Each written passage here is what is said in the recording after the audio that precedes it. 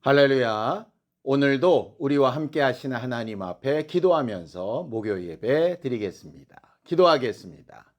하나님 아버지, 매 순간 매 순간 우리와 함께 하여 주셔서 감사합니다. 우리 스스로 하나님의 비밀을 맡은 일꾼으로서 어떻게 살아가야 하는지 잘 생각하고 인도함을 얻는 거룩한 교회들이 되게 도와주시옵소서.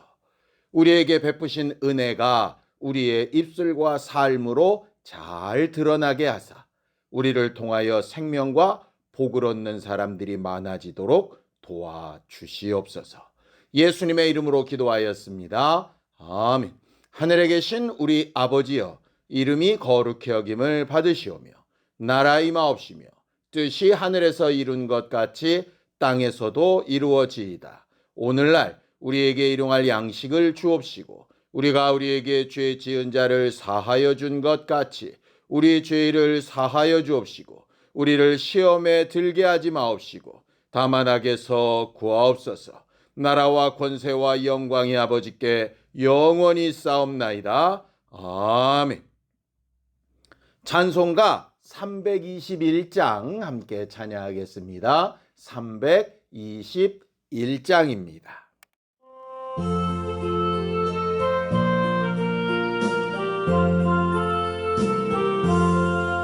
날 대속하신 예수께 내 생명 모두 드리리. 늘 진실하게 하소서 내 구주 예수여. 나 구주 위에 살리라. 내 기쁨 한량 없으니 내 갈 길 인도하소서 내 구주 예수여. 날 구원하신 예수는 일평생 의지하오니 날 영접하여 주소서 내 구주 예수여. 나 구주 위에 살리라. 내 기쁨 한량 없으니 내 갈 길 인도하소서 내 구주 예수여. 주 십자가에 달리사 날 자유하게 했으니 내 몸과 마음을 주 위에 다스게 하소서. 나 구주 위에 살리라. 내 기쁨 한량 없으니 내 갈 길 인도하소서 내 구주 예수여.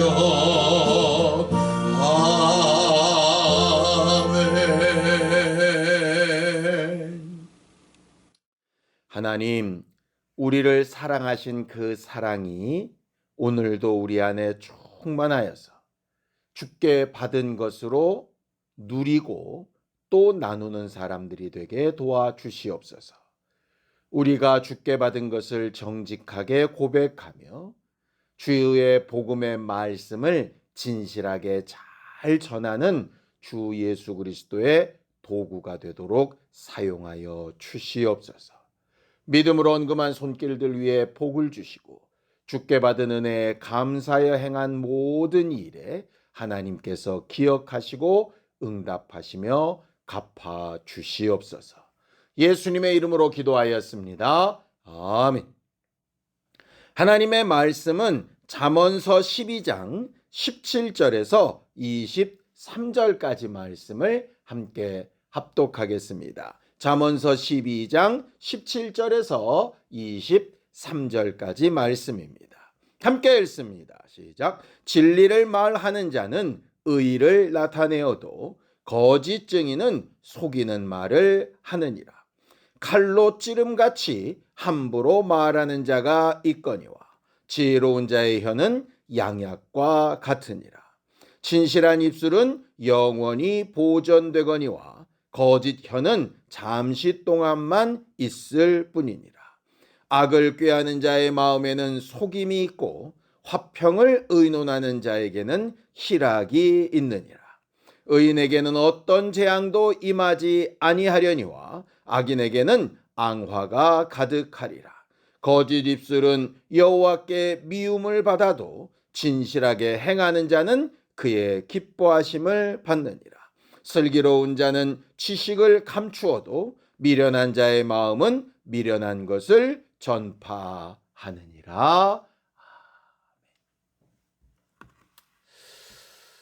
하나님이 우리에게 우리의 행복을 위하여 율법을 주셨습니다. 간혹 우리는 그 율법이 우리를 제한하는 것, 불편한 것, 두려운 것 이렇게 생각하기가 쉽지만 성경은 분명하게 우리의 행복을 위하여 명하신 규례와 법도라라고 이렇게 가르쳐 말하고 있죠. 그 율법의 가장 근간이 되는 것이 십계명입니다. 십계명에 여러 계명들이 있지만 그 가운데 구계명에 보면 거짓 증거를 하지 말아라 라고 하는 말씀이 있습니다. 출애굽기 20장 16절입니다. 내 이웃에 대하여 거짓 증거하지 말라 라고 이렇게 되어져 있죠. 거짓말하지 말라는 말입니다. 왜 그럴까요? 하나님은 거짓말하지 아니하시고 진실하시며 그 하신 모든 말씀을 그대로 이루시는 분이시기 때문에 그렇습니다. 그래서 우리가 하나님을 믿을 수 있다라고 말하는 것이겠죠.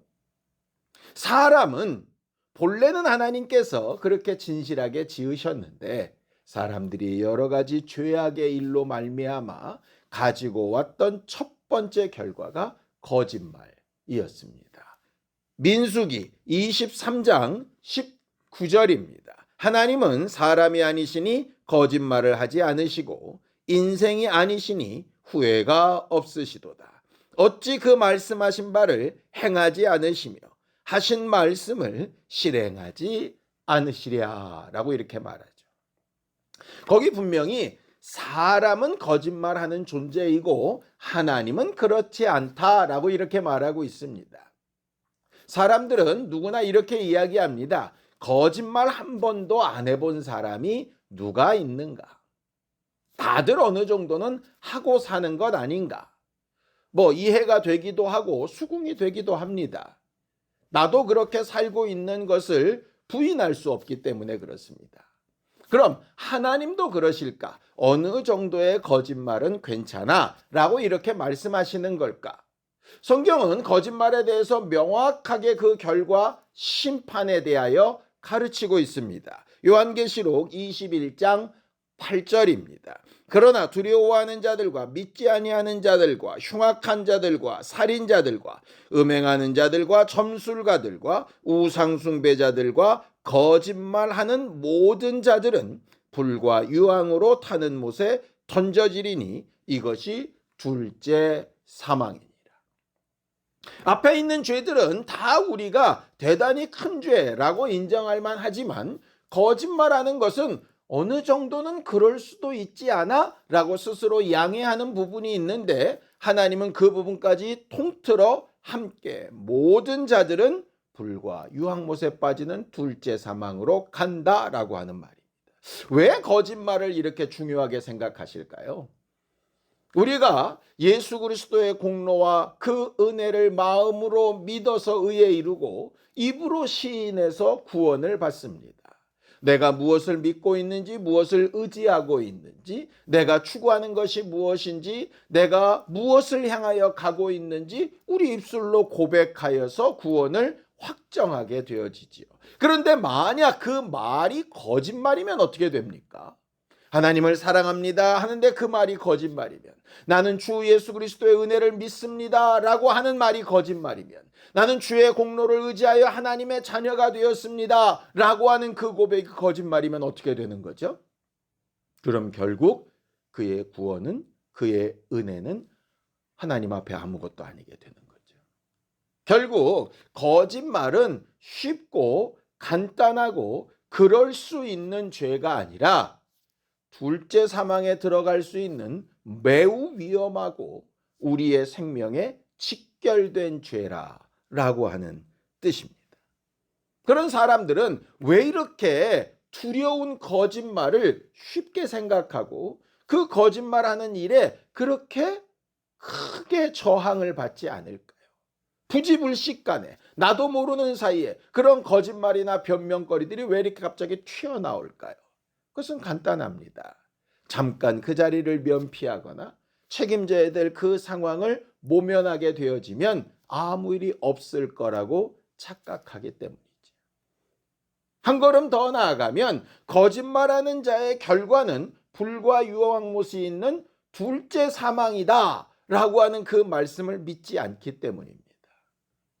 당장 눈에 보이는 것, 그리고 당장 책임을 면하는 것, 사람들의 눈을 잠깐 가리워 속이는 것, 그런 것으로 내게 대단히 큰 유익이 있을 거라고 착각하기 때문이죠. 본문에 똑같이 말하고 있습니다. 잠언서 12장 19절입니다. 진실한 입술은 영원히 보존되거니와 거짓 혀는 잠시 동안만 있을 뿐이니라.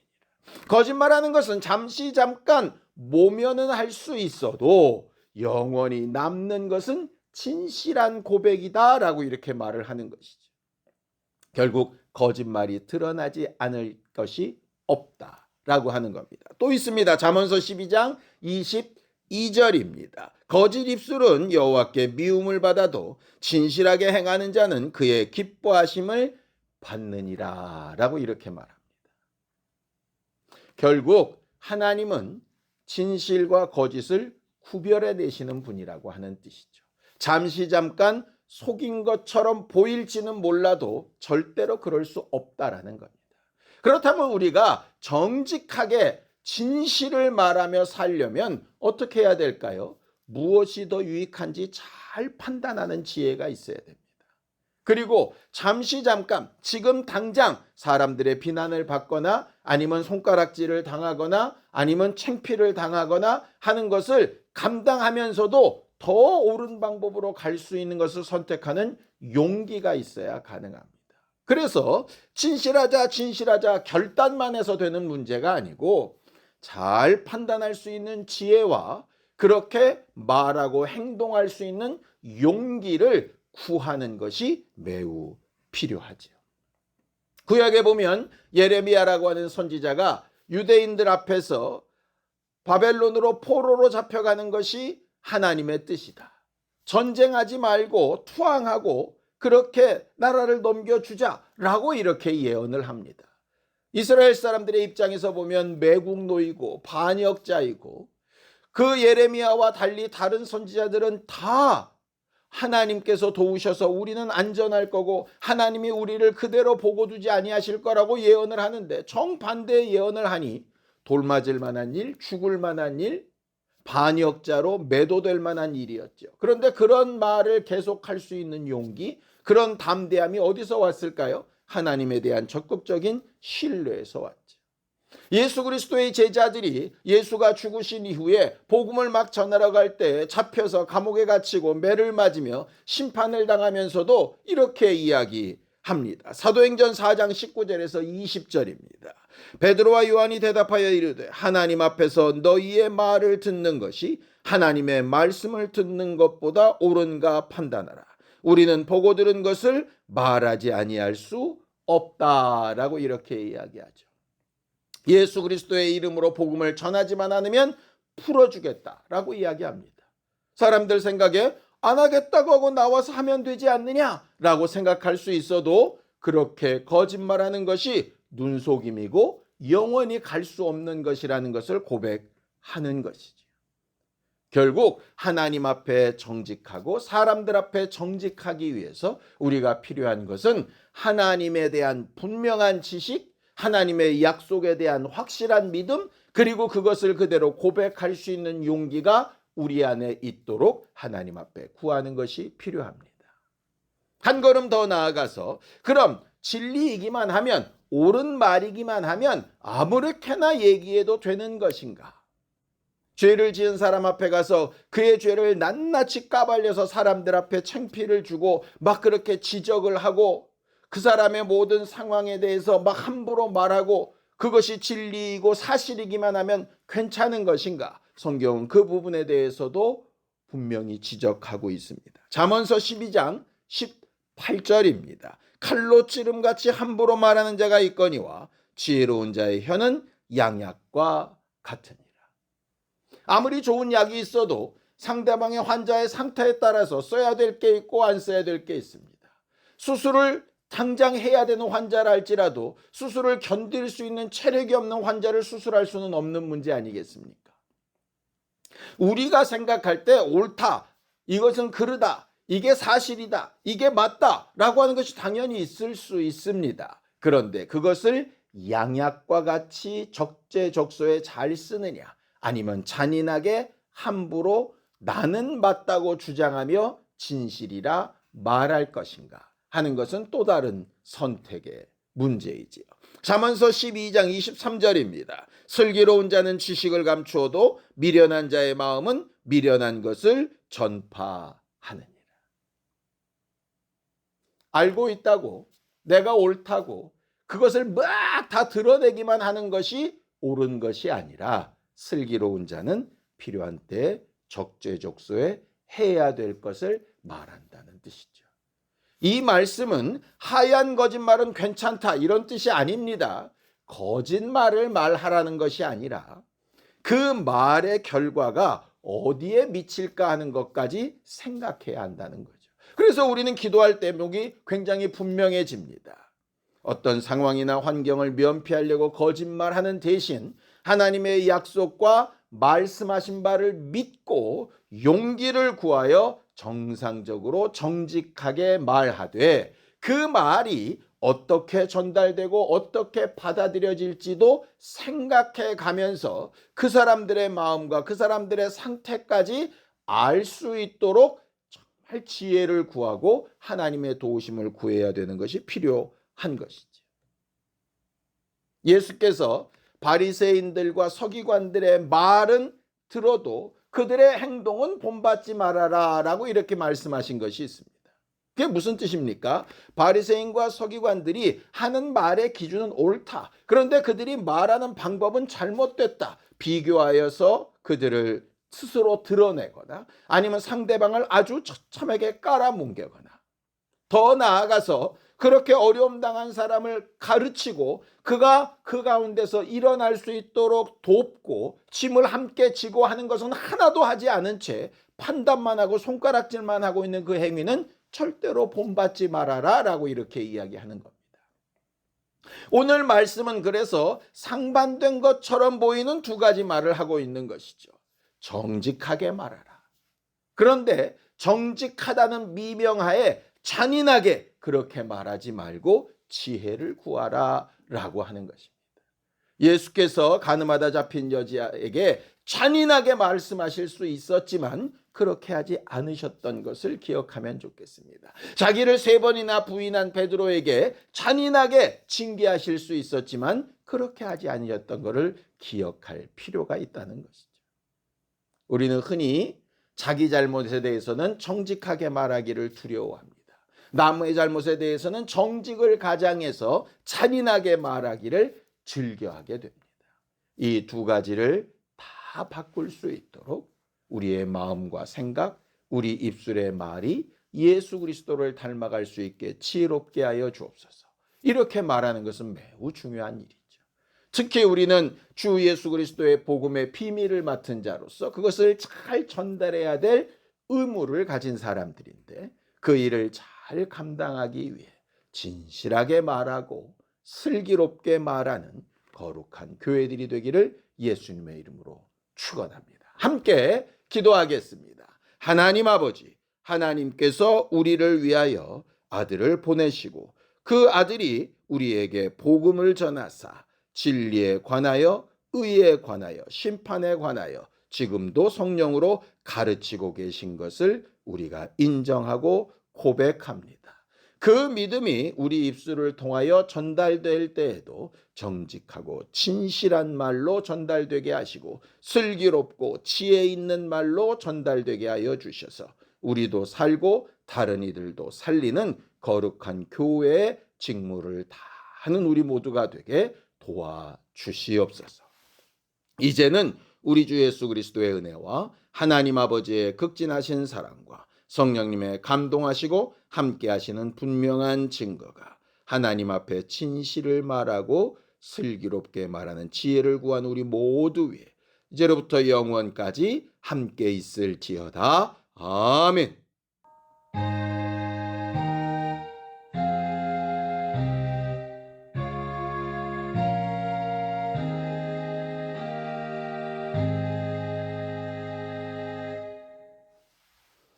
늘 진실하게 말하고 지혜롭게 말하는 사람들이 될 수 있도록 함께 기도하시겠습니다.